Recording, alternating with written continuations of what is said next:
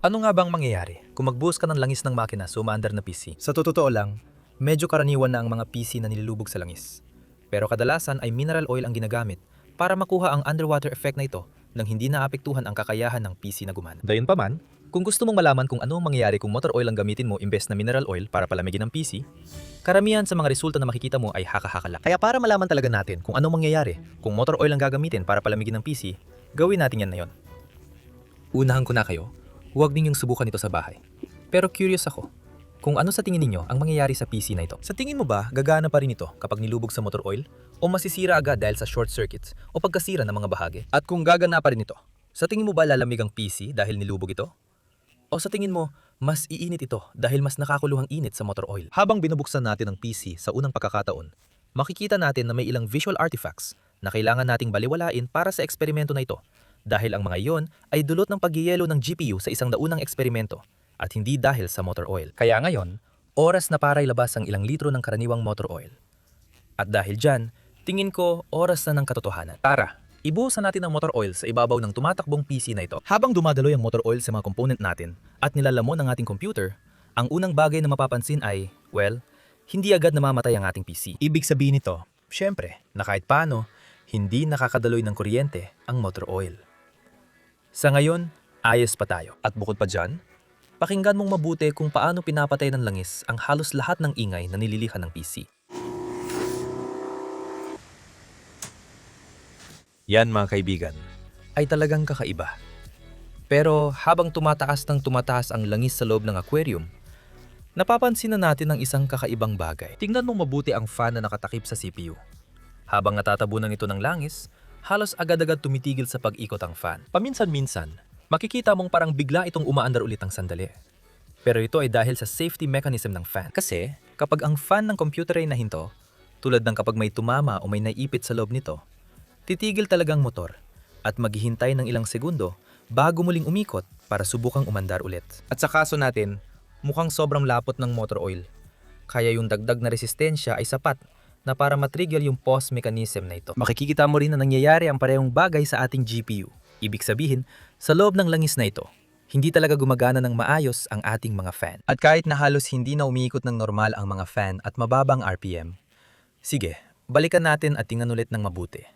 Pero ngayon, tutukan natin ang temperatura ng CPU habang ibinubuhos ang langis. Pagkabuhos pa lang ng langis ng motor sa computer, kapansin-pansin agad ang pagbaba ng temperatura.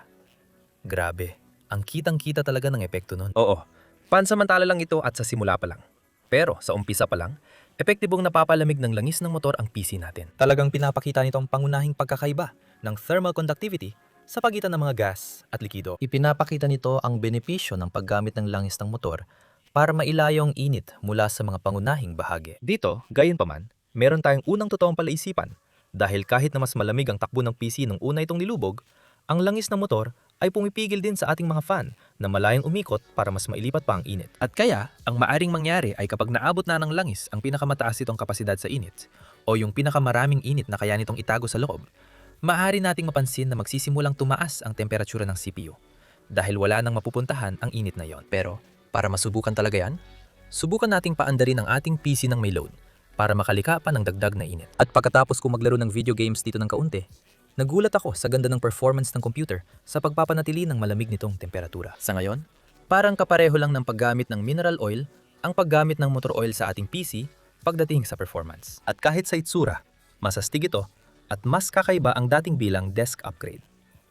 Pero kahit ganon, may pag-aalala pa rin ako tungkol sa tibay nito sa katagalan. Sige, sa ngayon, ang PC na may motor oil ay parang nagpapahinga lang sa garay ko ng halos 2 linggo na. At para masubukan kung matibay nga ito, at kung may mga parte bang nasira o natunaw sa paglipas ng panahon, subukan natin buksan ulit ito para makita kung magbo-boot pa rin siya. Ngayon masasabi ko na sa itsura pa lang, astig talaga ang pagkakaroon ng PC na may motor oil. Kung ikukumpara mo sa mineral oil PC, na alam mo naman, malinaw at parang tubig lang ang itsura.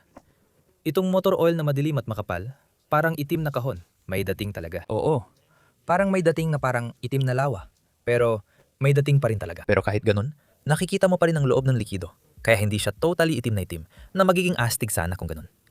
Siguro kailangan nating subukan yon sa susunod na video. Pero sige, subukan muna natin kung gumagana pa ito.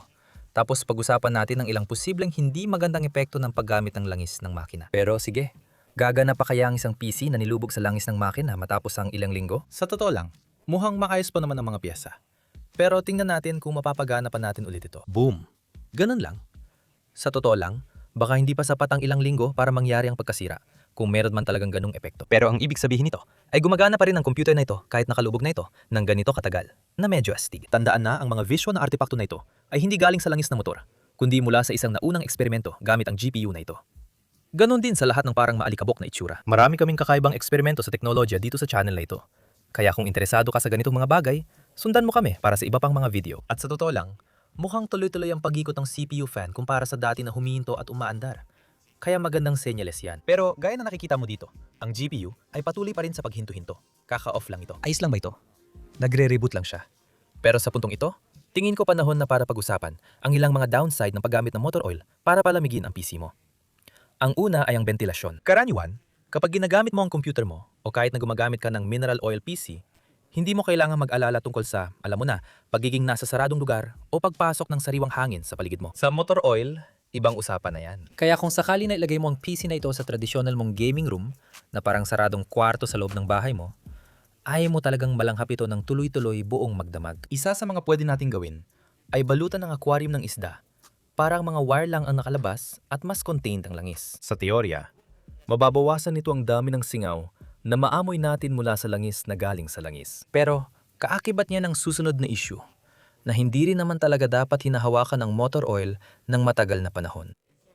At dahil doon, sobrang hirap mag-upgrade o mag-troubleshoot ng kahit anong klase ng PC na ganito. Kung hindi ito gumana sa unang subok, ayoko talagang tanggalin pang mga components para ayusin ito. Makikita mo dito sa likod ng langis ng motor, nakasulat na iwasan ang matagal o paulit-ulit na pagdikit ng balat sa gamit na langis ng motor. Kaya siguro pwedeng sabihin ng iba na hindi pa naman ito nagamit sa makina. Ginamit lang ito sa parang computer. Pero kahit ganun, hindi mo kailangang problemahin yon kapag mineral oil ang ginamit mo kung gagamitin mo ito sa isang submerged PC. Dahil food grade ito. Pwede mo nga, sa totoo lang, pwede mo itong kainin at ayos lang. Makikita mo rin dito, wala rin itong amoy. Hindi tulad ng langis ng motor. Iyan talagang isa sa mga pangunahing problema sa mga oil-submerged PC. Kasi mahirap mag-upgrade, maliban na lang kung gusto mong gumawa ng malaking kalat. At Diyos ko, wag naman sana. Kung sakaling makalimutan mong isaksak ang isang bagay, tulad nito halimbawa itong power button, kung makalimutan mong isaksak yan at ilubog mo na sa langis, malaking abala talaga yon. At sa totoo lang, base sa karanasan ko sa oil PC, umaakyat talagang langis sa lahat ng exposed na kable. Dahil kailangan mo pa ring isaksak ang mga yon sa kung saan. At ang tuluyang pagtanggal ng langis sa mga components ay, masasabi ko na, imposibleng gawin. Kadalasan, hindi talaga sulit ang pagdadaanan mong linisin lahat ng mga components na yan kapag nailubog na sila. Kaya ito na talaga ang magiging kapalaran ng mga components na to habang buhay nila. Pero ito rin ang nagdadala ng pinakamalaking hamon sa paggamit ng motor oil para sa PC. At yon ay ang tamang pagtatapon. Kasi, alam mo na, hindi mo lang basta-basta pwedeng itapon ng motor oil. Lalo na kung gamit na ito. Hindi mo pwedeng basta ibuhos lang sa lababo. Kasi masama ito para sa kalikasan. Sa halip, may mga gabay kung paano i-recycle ang motor oil sa mga lugar tulad ng AutoZone o Advanced Auto Parts. Kaya, alam mo na, hindi lang basta-basta na madali itong baklasin at gamitin sa ibang paraan. Pero sa kabila ng lahat ng yan, kung babalik tayo sa unang tanong, pwede mo bang gamitin ang motor oil para palamigin ang isang PC? At ang sagot ay, oo, siguradong pwede. At sa totoo lang, mas mura talaga ang motor oil kumpara sa mineral oil. Kaya kung naghahanap ka ng murang alternatibo, malinaw na hindi agad nasisira ng motor oil ang computer sa loob ng unang buwan o mga ganon. Pero abangan ninyo ang mga update habang ipinagpapatuloy namin ang eksperimento na ito sa paglipas ng panahon. Pero, ire-recommenda ko ba ito? Sa totoo lang, malinaw na hindi. Maraming mga hindi magandang epekto, gaya ng nabanggit namin, na nagpapahirap at hindi maginhawa ang ganitong setup. Kaya kung naghahanap ka ng likido na pwede mong paglubugan ng PC mo, malinaw na mas panalo ang mineral oil kaysa sa motor oil pagdating sa pagiging madali gamitin. Pero sa totoo lang, pareho silang gumagana, na siya namang layunin ng video natin na yon. Kaya yun lang ang handog ko sa inyo ngayon. Kung may iba pa kayong mga tanong na nangangailangan ng ganitong klaseng tech na eksperimento, ipaalam nyo lang sa comment sa ibaba at gusto kong subukan hanapin ang mga sagot dyan. Gaya ng dati, ako si Mrister, ang inyong tech tinkerer, at magkikita tayo sa susunod. Oh yeah!